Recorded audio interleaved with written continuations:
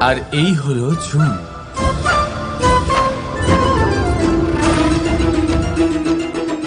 এবার এটাকে দেখুন, যখন চুন আর হলুদকে একসাথে মিলিয়ে দেওয়া হলো, তখন ওরা নিজেদের রং ত্যাগ করে দিয়ে একটা নতুন রং তৈরি করল। প্রেমের রঙও কিছুটা এইভাবে অর্জন করা হয়। এখানে কোনো আমি থাকে না, শুধু আমরা হয়, শুধু একাত্ম হয়।